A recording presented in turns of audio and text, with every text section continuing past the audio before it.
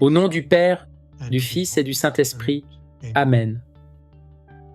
Notre Père qui es aux cieux, que ton nom soit sanctifié, que ton règne vienne, que ta volonté soit faite sur la terre comme au ciel.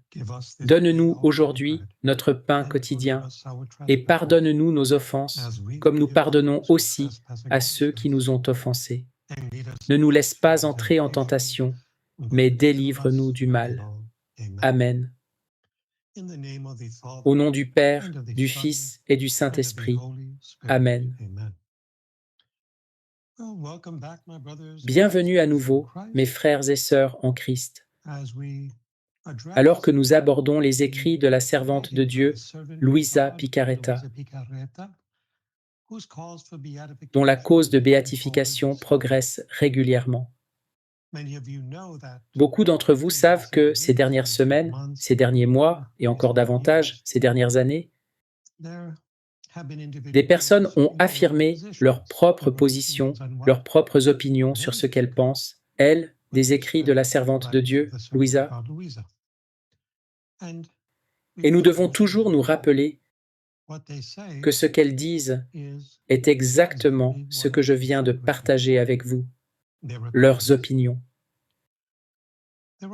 Il y a beaucoup de voix dans le monde aujourd'hui, et le Christ nous a mis en garde au sujet de ces voix à la fin des temps, lorsqu'il a dit que si quelqu'un venait en disant « le Christ est ici » ou « la fin est pour maintenant », Jésus a dit « ne les écoutez pas ». Il a dit que beaucoup de faux prophètes se lèveront à la fin et séduiront beaucoup de monde. Beaucoup, pas quelques-uns, mais beaucoup. Beaucoup de ceux qui cherchent à suivre la voie du berger. Et la raison pour laquelle beaucoup sont trompés, et c'est le thème que je souhaite aborder aujourd'hui, c'est qu'il manque de discernement qui naît de l'obéissance filiale au Christ et à son Église.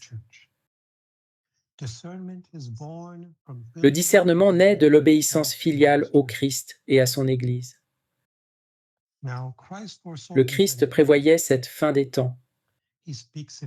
Il parle dans Matthieu chapitre 24, verset 11, précisément de ces temps, en disant que de nombreux faux prophètes apparaîtront et séduiront beaucoup de gens. Aujourd'hui, si vous regardez les sites internet qui font la promotion du dernier prétendu mystique, ou voyant autoproclamé, la majorité d'entre eux sont faux. Le Christ vous a prévenu de cela. Et pourtant, beaucoup d'entre vous courent après eux. Vous n'apprenez pas. Et je dis cela à votre grand regret et à mon propre embarras. Parce que la dernière chose que je voudrais devoir faire, c'est vous rappeler de revenir sur le droit et étroit chemin. Une fois de plus, il y a des gens qui font du commerce avec les prophéties. Évitez ces charlatans. Ils utilisent le nom « Oh, je suis un enseignant. Je proclame la divine volonté ». Ne suivez pas ces faux guides. Pourquoi les qualifier de faux? Parce qu'ils s'attaquent au magistère et à l'autorité papale que le Christ a donnée à Pierre. Ce sont de faux guides. Et si vous voulez les suivre, je dis aux gens de ne rien avoir à faire avec eux. Et donc, si vous les encouragez, vous faites la promotion de leur schisme. Je sais que je commence assez fort dans cet exposé, mais je ne fais que répéter ce que le Christ a dit dans Matthieu 24, verset 11.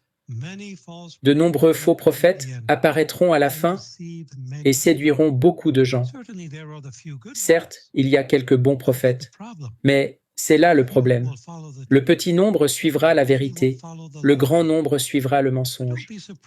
Ne soyez donc pas surpris si vous voyez beaucoup de ces blogs attirer de nombreux papillons de nuit, attirés par leur lumière, leur flamme pour ainsi dire, mais qui ne savent pas discerner la voix du berger. Pourquoi ne savent-ils pas discerner la voix du berger? Encore une fois, parce qu'ils ne cultivent pas le don de discernement qu'ils ont à leur disposition, s'ils soumettent leur intelligence et leur volonté, comme le leur demande le premier concile du Vatican, à l'autorité enseignante de l'Église à travers le magistère et en adhérant à l'autorité du pontife romain. Par le passé, j'ai déjà parlé à plusieurs reprises de l'étendue des pouvoirs pétriniens. Le pape peut prêcher et enseigner avec autorité dans 4 domaines seulement. Il a autorité en matière de foi et de morale, de discipline ecclésiastique et de gouvernement ecclésiastique. C'est tout. Son autorité en matière d'enseignement ne s'étend pas au-delà. Il peut enseigner sur tout ce qu'il veut, mais cela n'engage pas son autorité papale. Et le premier concile du Vatican le dit très clairement, et cela est également réitéré, bien sûr, dans plusieurs autres documents magistraux. Mais tout a vraiment commencé avec le premier concile du Vatican, qui a associé au siège papal lorsqu'il parle de questions relatives à la foi et à la morale, ex cathedra, le don d'infaillibilité. Mais l'Église a toujours enseigné, et continue d'enseigner, que le pape a également autorité sur les questions relatives à la gouvernance et à la discipline de l'Église. Donc oui, la foi et la morale, toujours, et tous les évêques participent à cette infaillibilité s'ils sont unis au pape. Mais lorsqu'ils en sont séparés, ils n'ont pas d'autorité. Ils la perdent. Ainsi, lorsque le pape prêche sur des sujets, disons, ne relevant pas de la foi ou de la morale, ou de la discipline ecclésiastique, ou de la gouvernance ecclésiastique, disons qu'il parle de l'immigration, ou un autre sujet du domaine de la politique ou des lois nationales, comme le réchauffement de la planète, ou son absence, ou disons qu'il parle de la façon de choisir un candidat à la présidence, ou de son opinion sur tel ou tel activiste social. Et la liste est encore longue. Cela ne relève pas de l'autorité papale. C'est l'une des raisons de la confusion qui règne dans l'Église. Mais ce n'est pas la principale raison de cette confusion. Même si les gens le savaient, ils attaqueraient quand même le pape, parce qu'ils ne soumettent pas leur volonté et leur intelligence à l'autorité magistérielle et papale de l'Église, comme le premier concile du Vatican leur demande de le faire. Donc non, le pape n'est pas infaillible sur toutes les questions. Le pape a-t-il commis des erreurs? Bien sûr. Les papes du passé ont-ils commis des erreurs? Ça tombe sous le sens. Il suffit de regarder les papes Médicis et Borgia. Non seulement ils vivaient mal, mais ils n'ont jamais prêché quoi que ce soit d'immoral ou de contraire à l'enseignement de l'Église. Ce qui est vraiment une preuve que le Saint-Esprit guide l'Église à travers cela, protégeant l'enseignement suprême et universel de la papauté, par-delà et malgré la conduite immorale de certains papes. Mais c'est aussi une approche que nous devons tous suivre, c'est-à-dire cette chaîne de commandements que Dieu a mise en place. Dans Matthieu 16, Jésus dit « Sur cette pierre, je bâtirai mon église, et les portes de l'enfer ne prévaudront pas contre elle. » Qu'est-ce que cela signifie? Que les portes de l'enfer ne prévaudront pas contre elle. Cela signifie que l'Église ne s'écartera jamais de la vérité, jamais. Quoi que vous fassiez, l'Église ne s'écartera pas de la vérité. C'est une garantie donnée par le Christ. Certains membres de l'Église s'écarteront-ils de la vérité? Bien sûr, ils l'ont fait et ils le feront, qu'il s'agisse de laïcs, de prêtres ou d'évêques. Il y en a qui sont tombés dans le schisme, dans l'excommunication. Cela s'est produit et cela se produira. Mais ce n'est pas l'Église. Il s'agit d'individus au sein de l'Église. Il y a une différence. L'Église est constituée d'une chaîne de commandements et des membres du corps mystique du Christ, c'est-à-dire de tous les baptisés que seul Dieu connaît, baptisés par l'eau du baptême, le sang de leur martyr ou leur désir. L'article 16 de Lumen Gentium stipule que tous les baptisés dans le Christ le sont soit par le sacrement, soit par le sang, soit par le désir. Cela constitue tous les membres de l'Église, y compris les prêtres, les religieux et les laïcs. Maintenant, en plus de tous les laïcs, nous avons la hiérarchie, les prêtres et certains des religieux, mais pas tous. D'un point de vue théologique et ecclésiologique, il y a 2 catégories à distinguer, les laïcs et les clercs. Les religieuses ne font pas partie du clergé, elles sont laïques. Les religieuses sont laïques. Les frères religieux sont des laïcs. Les prêtres sont des membres du clergé.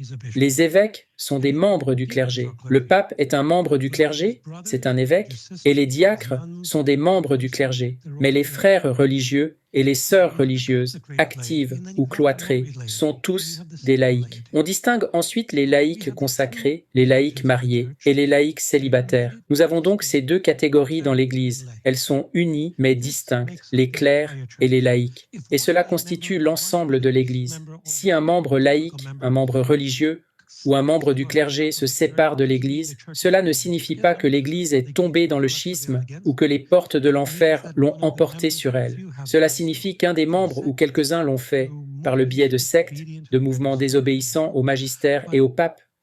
Mais être uni à l'Église, qu'est-ce que cela signifie? Cela signifie avant tout être uni au souverain pontife. Pourquoi?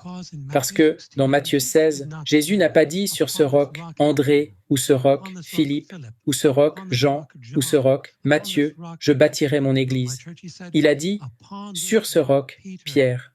L'un des 12 a été séparé d'eux et choisi pour être le roc, le fondement de l'Église. Et il ne s'agit pas de la personne de Saint Pierre, mais de la fonction de la papauté. Chaque pape est donc Pierre. Tout pape validement élu est Pierre. Et une fois que nous allons à l'encontre des enseignements du pape sur les questions de morale et de foi,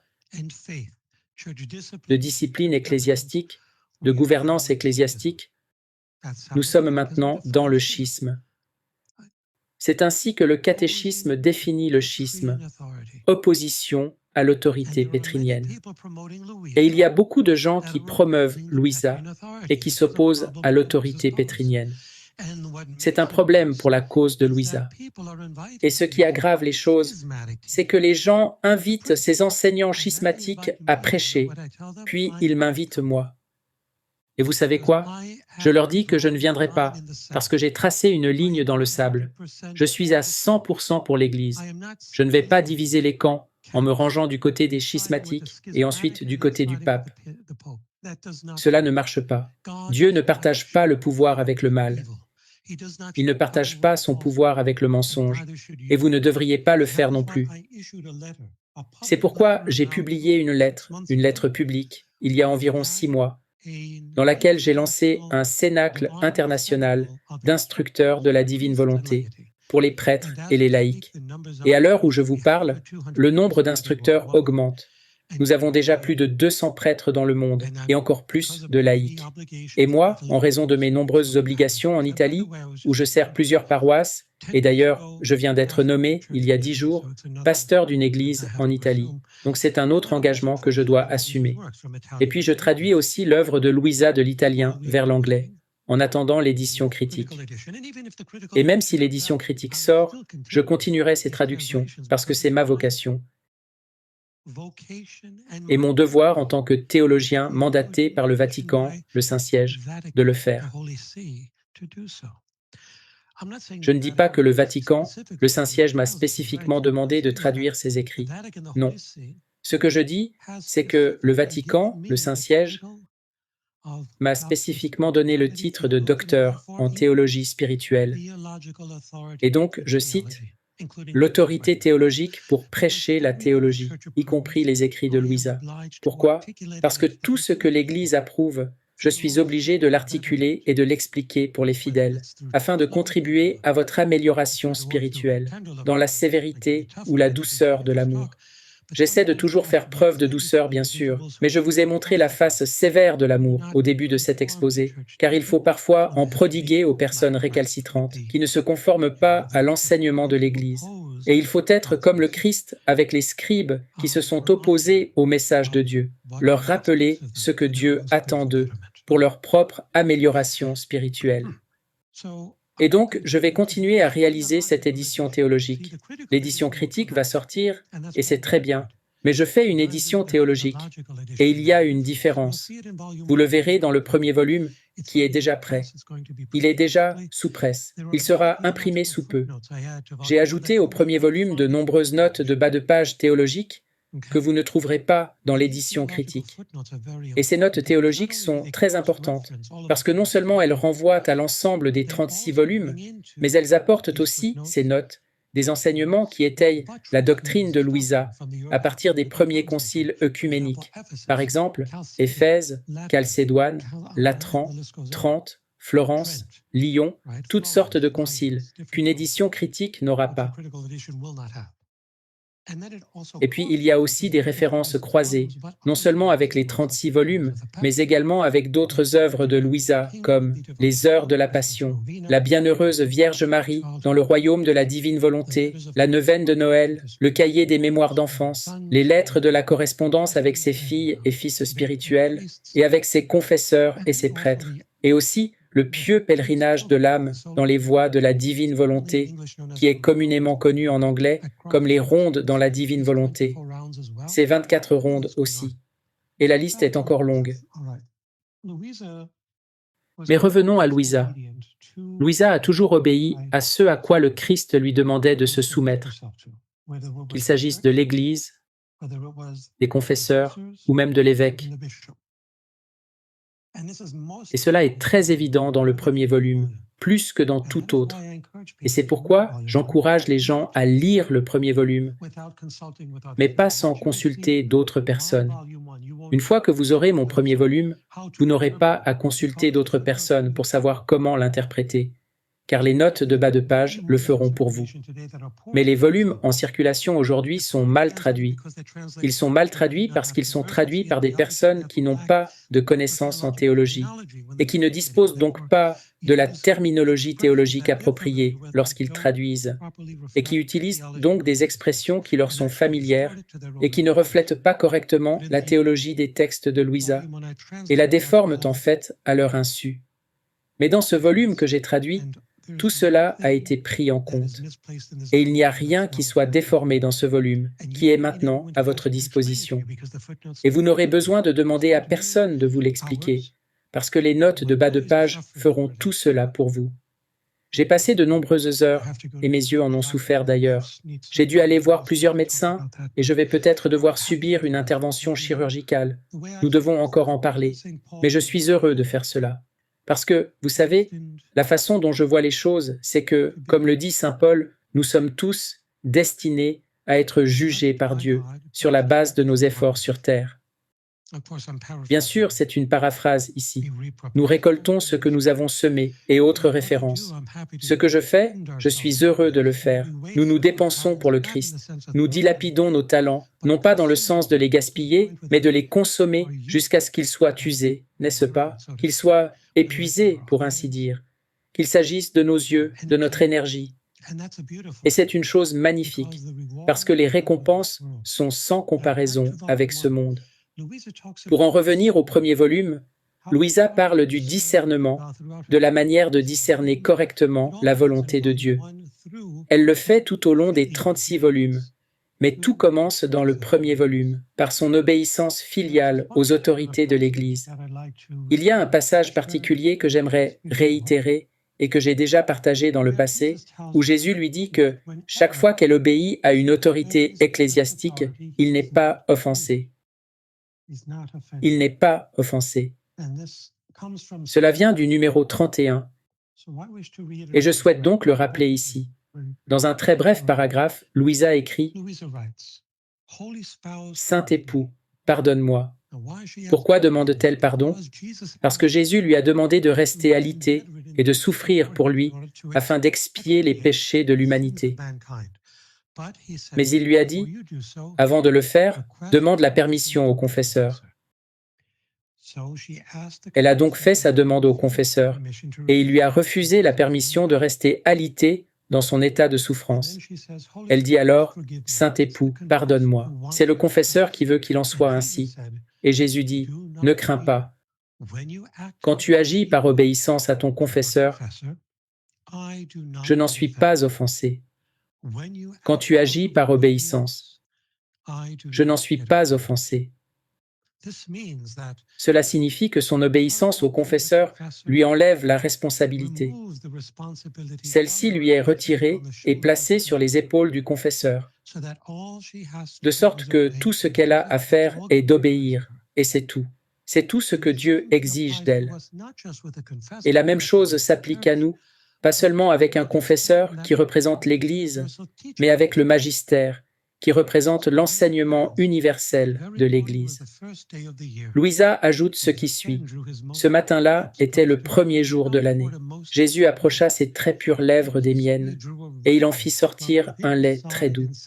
Il m'embrassa, tira de son côté un anneau et me dit « Aujourd'hui, je veux te montrer l'anneau que j'ai préparé pour toi, pour le jour où je t'épouserai. » Puis il m'a dit « Dis au confesseur que c'est ma volonté que tu restes au lit. Et comme signe que c'est moi qui te parle, dis-lui qu'il y a une guerre entre l'Italie et l'Afrique.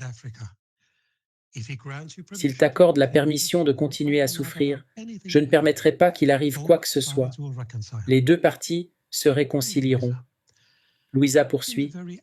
Au moment même où Jésus prononçait ces paroles, je me suis senti enveloppé d'un vêtement de souffrance dont je n'arrivais pas à me libérer. Je me suis demandé ce que dirait le confesseur, mais la situation ne dépendait plus de moi. Ce lait que Jésus avait versé en moi produisit en moi un tel amour pour lui que je commençais à défaillir. J'ai ressenti une telle satiété et une telle douceur qu'après que le confesseur m'eut réanimé, ma famille m'apporta de la nourriture, mais celle-ci ne pouvait être avalée. Or, pour observer l'obéissance que Jésus m'avait demandée envers le confesseur, j'en ai pris un petit peu. Et immédiatement, elle est remontée, mais mélangée à ce doux lait que Jésus m'avait donné. Et Jésus, avec humour, m'a dit « Ce que je t'ai donné n'était pas suffisant? Tu as encore faim ?» J'ai rougi de tout mon corps, mais j'ai tout de suite dit « Que puis-je faire? C'est l'obéissance. » Quand le confesseur est revenu, il était mal à l'aise, me disant que j'étais désobéissante. Et il a ajouté que j'avais une maladie, que si mon état venait de Dieu, il aurait fait que je lui sois obéissante. Au lieu de l'appeler, lui, j'aurais dû appeler les médecins. Quand il eut fini de parler, je lui ai raconté tout ce que le Seigneur m'avait dit, comme mentionné ci-dessus. Et il a dit que c'était vrai, qu'il y avait une guerre entre l'Afrique et l'Italie. Et il a ajouté « Voyons s'il ne se passera rien. » Il a donc été persuadé de me laisser continuer à souffrir. Pourquoi ce confesseur en particulier, parmi les nombreux que Louisa a eus, était un peu mal à l'aise et pensait qu'elle désobéissait en retournant à cet état de souffrance alors qu'il le lui avait interdit? En ce qui concerne la vertu de l'obéissance et le rôle du confesseur dans la guidance des prophètes de Dieu, comme Louisa, elle est une prophète. L'une des idées fausses les plus répandues est que le confesseur exerce une autorité absolue sur Dieu et lui donne des ordres à volonté. Cette idée est fausse. D'une part, comme le confesseur tient son autorité ecclésiale de l'autorité divine, Dieu dirige ses prophètes comme il le veut. Comme l'attestent les écrits de Louisa et de sainte Faustine, certains confesseurs ne correspondent pas toujours au dessein de Dieu sur l'âme qui leur est confiée. C'est ce que l'on trouve dans le 5e volume, le 1er mars 1903. On le trouve dans le volume 6, le 23 juillet 1906, ce qui incite la prophète à prier pour la grâce d'un confesseur permanent qui soit en mesure de la guider correctement, dans l'obéissance demandée par le Seigneur. Par exemple, je vais prendre l'entrée 35 du petit journal de la Divine Miséricorde de sainte Faustine et partager avec vous ce qu'elle dit à propos d'un confesseur. Elle écrit « Un confesseur peut aider beaucoup une âme, mais il peut aussi lui causer beaucoup de tort. Oh, combien les confesseurs devraient être attentifs au travail de la grâce de Dieu dans l'âme de leurs pénitents. C'est tellement important. Aux grâces accordées à une âme, on peut reconnaître le degré de son intimité avec Dieu. » Elle déclare également au numéro 112 « Le prêtre, s'il ne comprend pas l'âme, devrait lui indiquer un autre confesseur expérimenté et bien instruit, ou bien chercher lui-même la lumière pour guider l'âme et lui donner ce dont elle a besoin. » Elle écrit aussi dans l'entrée 34 « Je n'avais pas de confesseur permanent. » C'est Faustine qui parle. Et de plus, j'éprouvais beaucoup de difficultés à parler de ces choses. J'ai prié ardemment pour que le Seigneur m'accorde la grande grâce d'avoir un directeur spirituel. Mais ma prière n'a été exaucée qu'après mes vœux perpétuels quand je suis allé à Vilnius. Il s'agit de l'abbé Sopoko.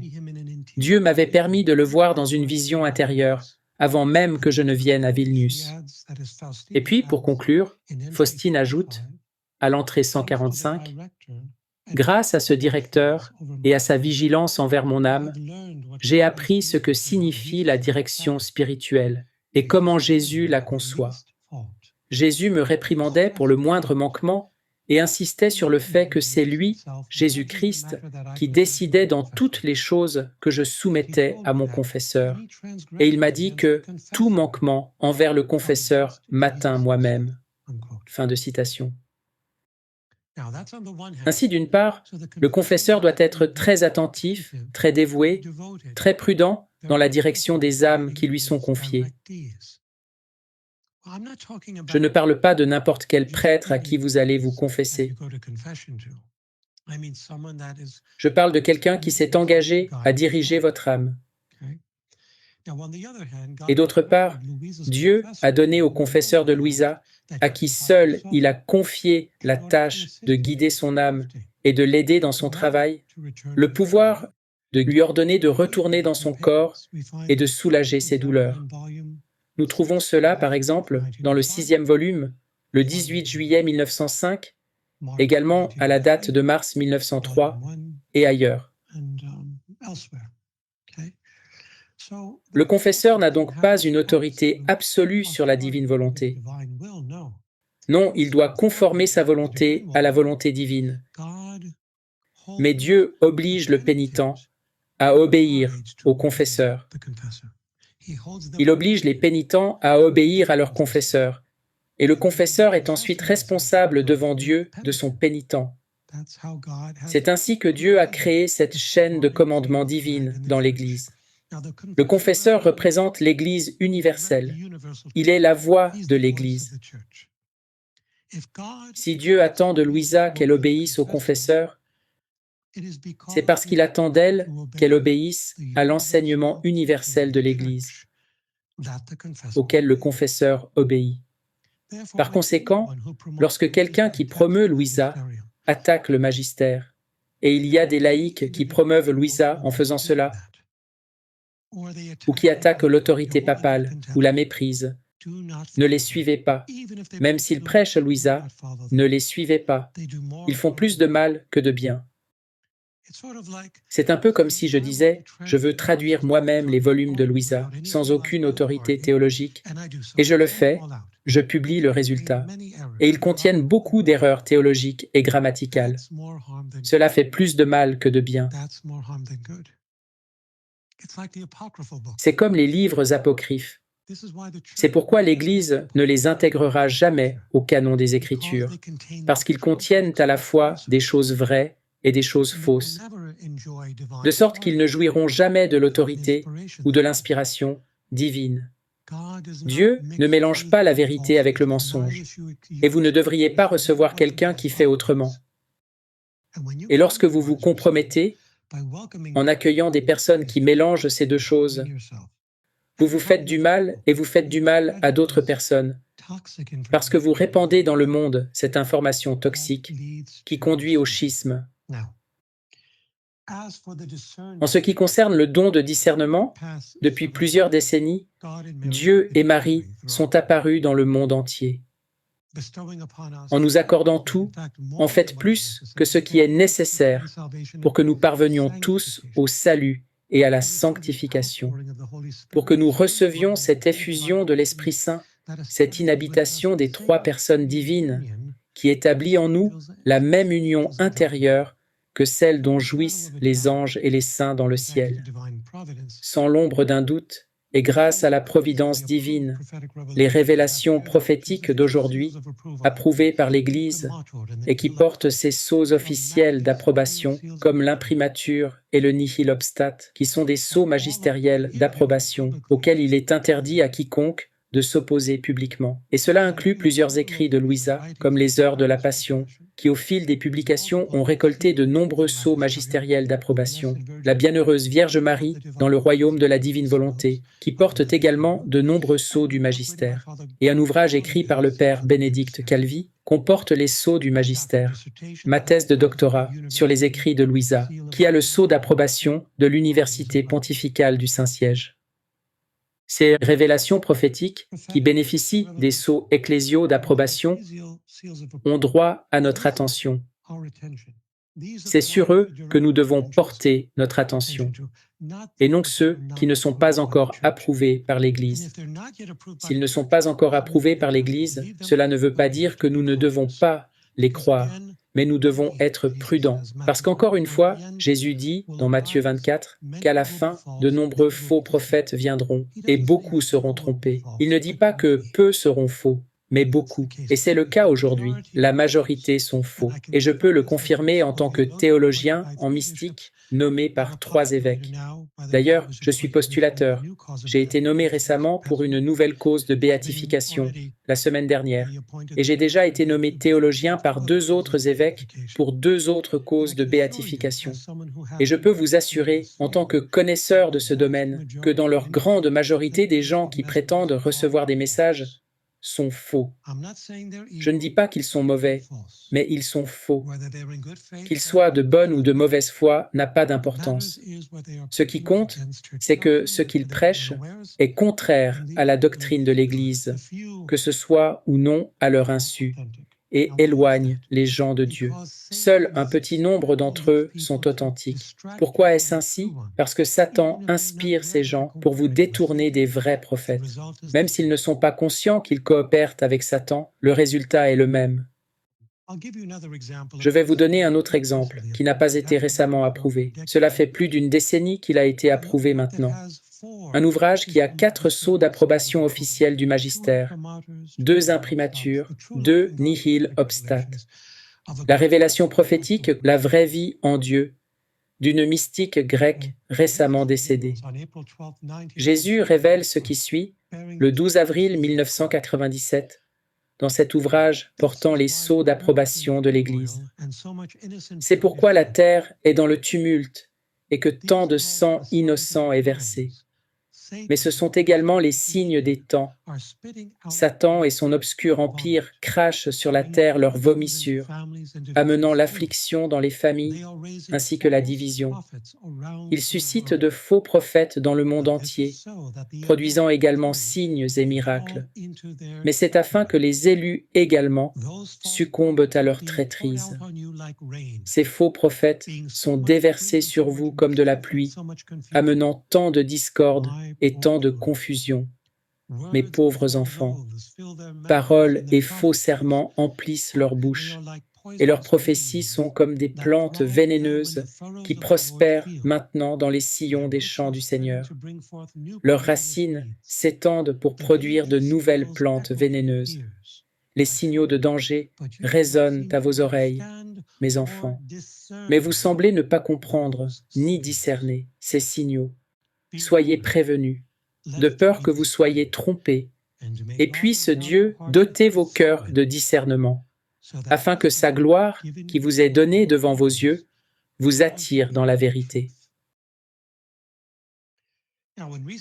Ces derniers temps, un grand nombre de ces prophètes autoproclamés de la fin des temps sont privés de tout soutien ecclésial. C'est un signal d'alarme. Ont-ils des références théologiques? Non. Ont-ils l'approbation de l'Église? Non.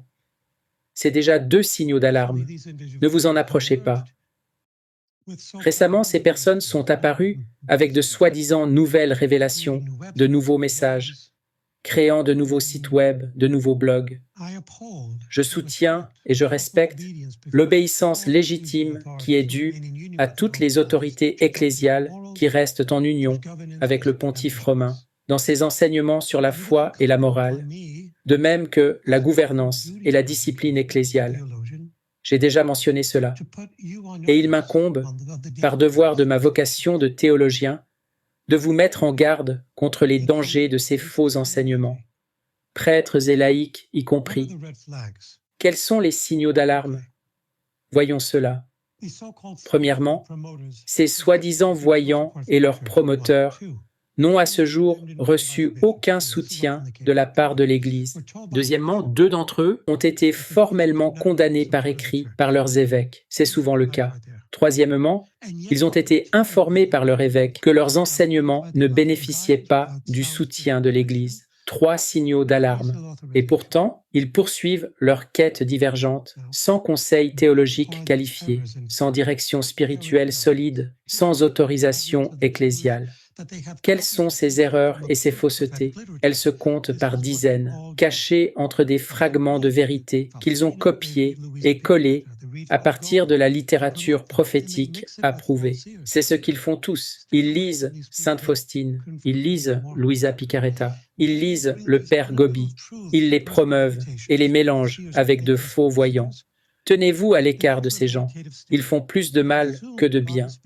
Ensuite, ils apportent ces vérités non approuvées à la méditation personnelle. Certains de ces voyants qui prétendent recevoir des messages entrent dans un état méditatif et supposent que Dieu leur parle d'une manière extraordinaire. Et ils y ajoutent leur propre soi-disant nouvelle connaissance prophétique, qui en réalité n'est pas de Dieu, mais de leur propre réflexion humaine ou, à leur insu, du diable qui les trompe. De tels messages ne répondent pas, sur plusieurs points, aux critères définis par l'Église pour déterminer la véracité d'une révélation donnée. Ces critères sont définis dans le document de l'Église de 1978 et plus récemment par le Dicaster pour la doctrine de la foi sur la façon de discerner la vérité et rejeter les faux messages. 1. Une prédiction ratée. Beaucoup de ces faux prophètes ont échoué dans leurs prédictions. Un prêtre a affirmé par exemple que le pape serait assassiné et que le cardinal Ratzinger assumerait ou créerait un nouveau conclave. Cela ne s'est jamais produit. Mais les gens continuent à le suivre. Ils sont maintenant coupables, je devrais dire vinciblement coupables, à ce stade. Parce que l'Église enseigne que si toutes les prédictions faites par le prophète ne se réalisent pas, c'est un signe que c'est faux, un signe parmi beaucoup d'autres, un autre signe. 1 ou 2 voyants prétendent d'abord recevoir des messages de Dieu. Dieu m'a dit cela, Dieu me l'a révélé. Mais après avoir été sanctionnés par écrit par l'évêque, ils font volte-face et prétendent qu'ils n'ont jamais dit cela ou qu'ils ne se sont pas exprimés correctement. Ce sont des choses qui arrivent. 3. Des messages prophétiques de malheur, soulignant l'urgence de sauver sa vie en se mettant à l'abri. Il faut construire un bunker. Ces messages sont nourris par l'idée qu'il y aura un temps, et c'est la vérité, où il y aura un châtiment. Oui, c'est vrai. Mais le fait qu'il faut préparer des refuges physiques, cela ne vient pas de Dieu.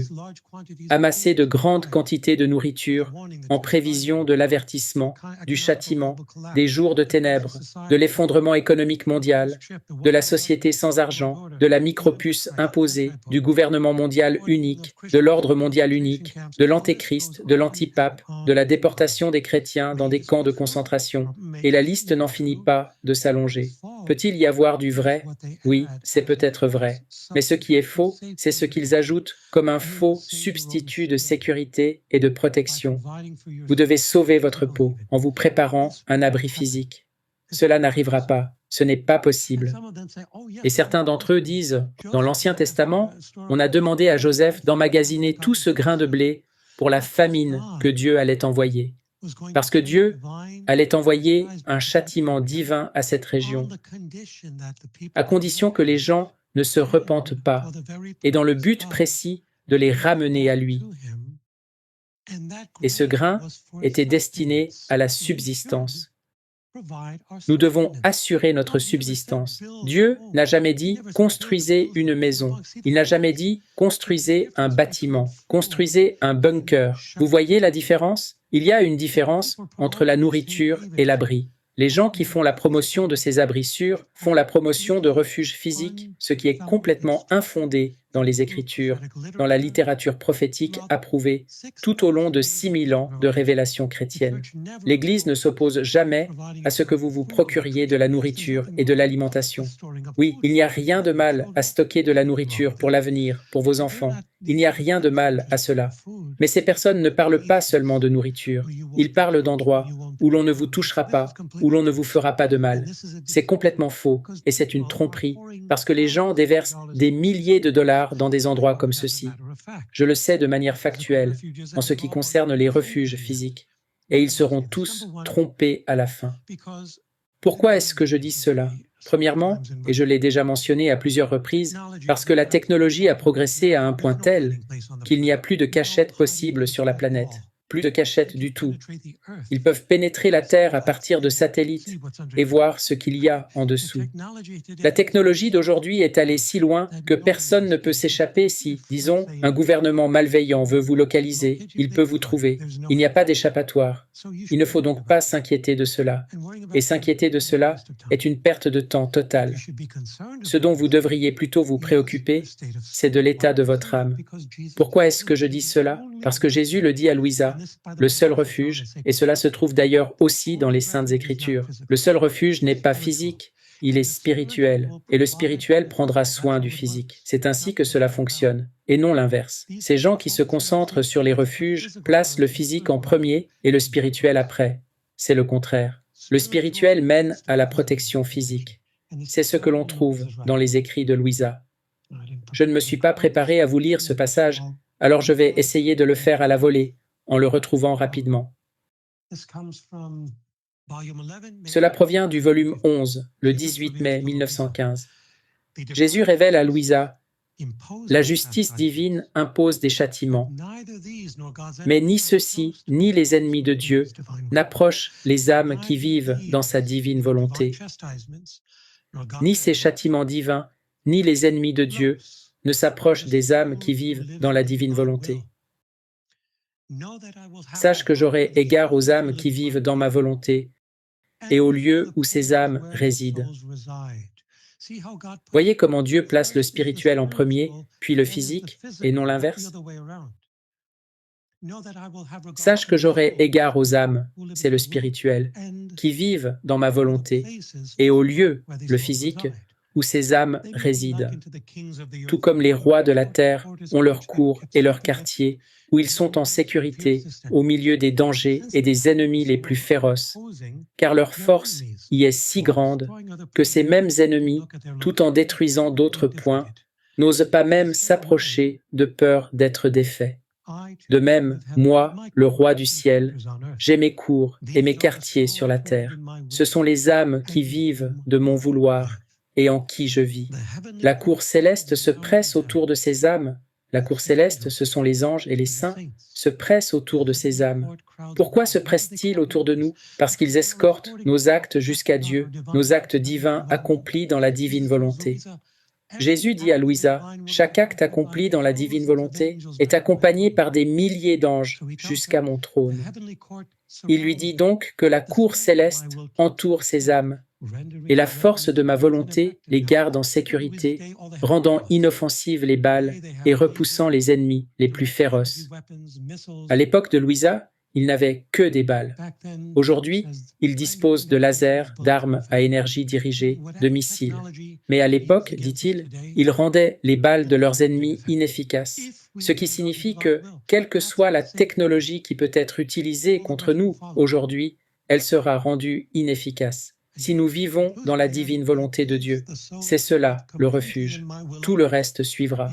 Et il conclut en ajoutant, « Je place les âmes qui vivent complètement dans ma volonté sur la terre, dans la même condition que les bienheureux au ciel. Par conséquent, vis dans ma volonté et n'aie aucune crainte. » Que peut-on ajouter? C'est un autre signe que ces messages ne viennent pas de Dieu. L'accent mis sur les refuges physiques et qui vous demande d'envoyer de l'argent pour construire tel endroit, tel autre. Cela fait 2000 ans que l'on construit, pour divers prétextes, des refuges physiques. Et à chaque fois, cela échoue. Une autre vérité que je souhaite partager avec vous provient d'Akita, au Japon. En date du 13 octobre 1973, la Sainte Mère a révélé que le Père allait infliger un terrible châtiment à toute l'humanité. Ce sera un châtiment plus grand que le déluge, tel qu'on n'en a jamais vu auparavant.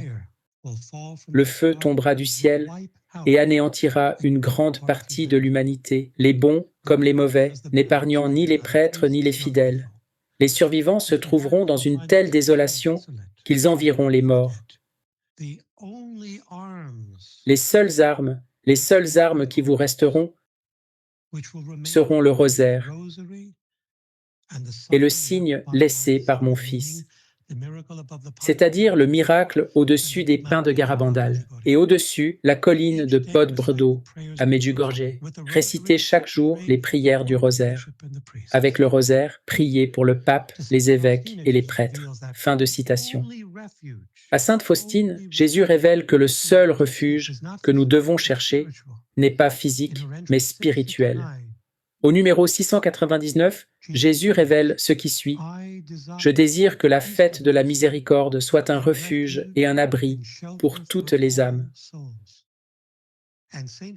Le pape Jean-Paul II le Grand, qui a donné l'approbation ecclésiale au journal de la Divine Miséricorde et a élevé celle-ci au rang de fête universelle dans l'Église, a affirmé qu'il est vraiment merveilleux de voir comment sa dévotion, la dévotion à Jésus miséricordieux selon les écrits de Sainte Faustine, se répand dans notre monde contemporain et gagne tant de cœurs humains. Il s'agit sans aucun doute d'un signe des temps. Le bilan de ce siècle présente une profonde inquiétude et une peur de l'avenir.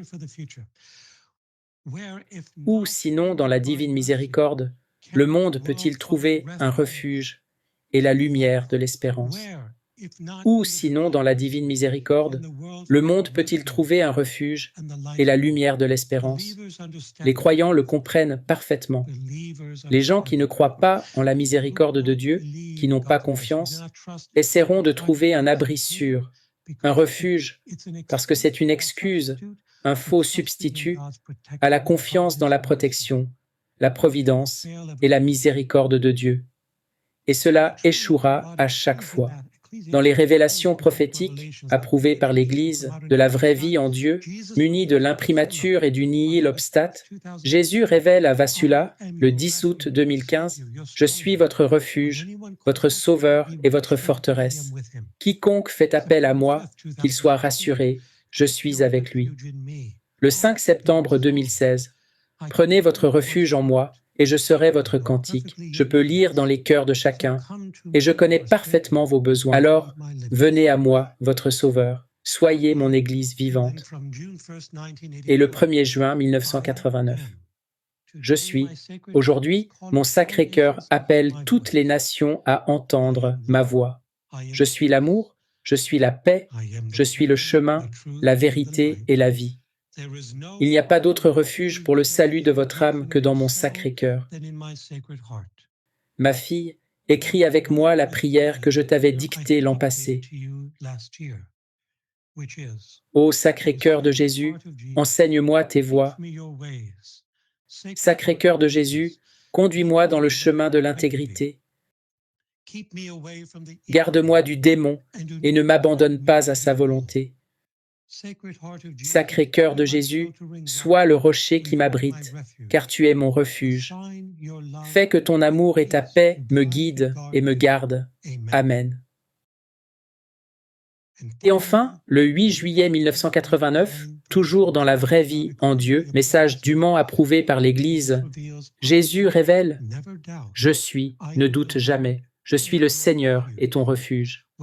Lorsque tu as besoin de moi, dans les moments de danger, rappelle-toi d'invoquer mon nom, et je me précipiterai à ton secours.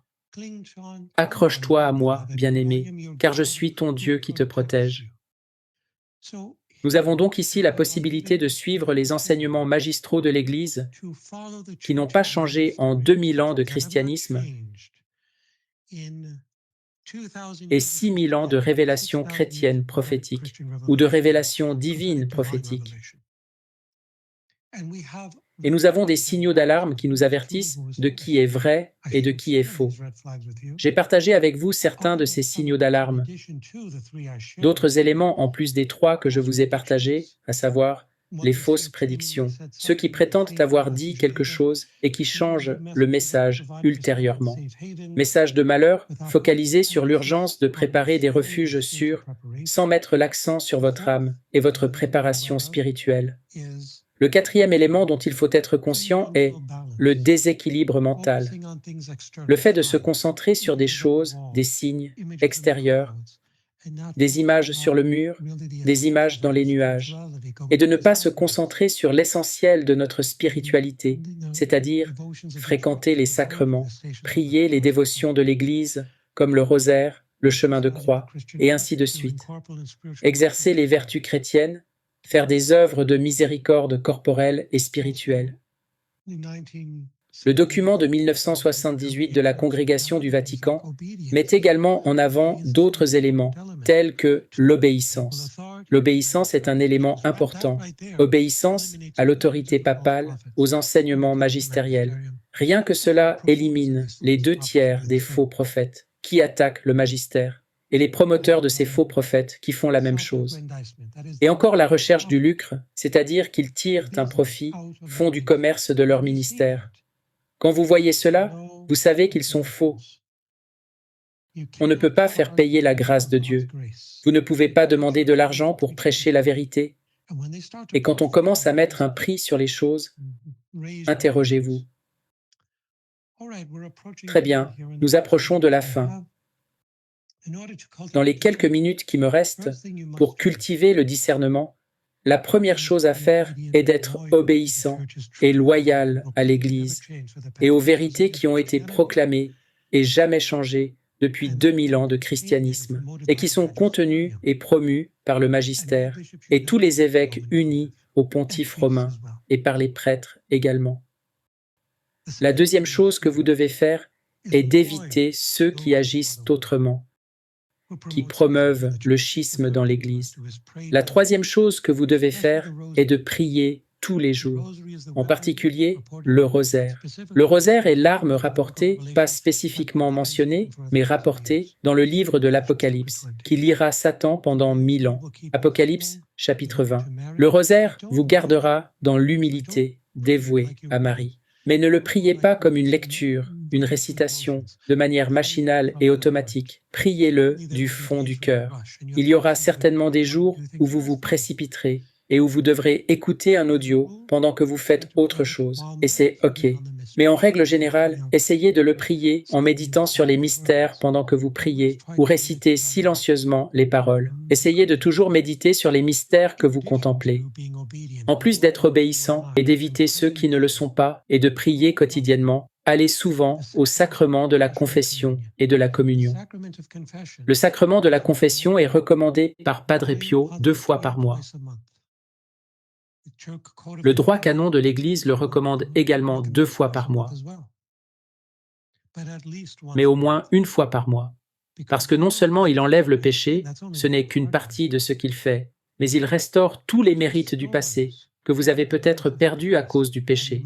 Et c'est ce qu'on appelle la reviviscence. Il s'agit de la doctrine de la reviviscence, ce qui veut dire que tous les mérites du passé sont ravivés après la réception du sacrement de la pénitence. La confession infuse également en vous une force positive pour surmonter les situations que vous avez rencontrées dans le passé et que vous n'avez pas réussi à surmonter, qu'il s'agisse de situations vénielles ou graves.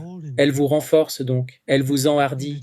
Et en plus de fréquenter les sacrements, de prier et d'éviter ceux qui s'opposent au magistère et au pape, de se conformer aux enseignements du magistère et du pape, et d'y croire, il faut vivre les messages de l'inhabitation réelle de la Sainte Trinité en l'âme, que l'on trouve dans de nombreuses révélations prophétiques et mystiques en cette fin des temps, et en particulier dans les écrits de la servante de Dieu, Luisa Picaretta. Il y a une nouvelle inhabitation qui est présente en nous. Nous recevons le Saint-Esprit au baptême, mais nous avons maintenant la pleine activité et opération de la Trinité en nous. par l'effusion du don de la vie dans la divine volonté, qui établit dans nos âmes une présence trinitaire, pleinement opérationnelle, pleinement fonctionnelle, par laquelle nous sommes capables d'accomplir des actes divins, théandriques et transtemporels, qui ont un impact sur toutes les créatures de tous les temps. Cette présence intime et réelle de la Trinité en l'âme se retrouve également dans d'autres littératures spirituelles, comme les révélations prophétiques approuvées de la vraie vie en Dieu, les écrits de la bienheureuse Maria Concepción Cabrera de Armida, qu'il appelle l'incarnation mystique, et ainsi de suite. J'ai dépassé le temps imparti. Que Dieu vous bénisse et vous garde jusqu'à la semaine prochaine. Au nom du Père, du Fils et du Saint-Esprit. Amen.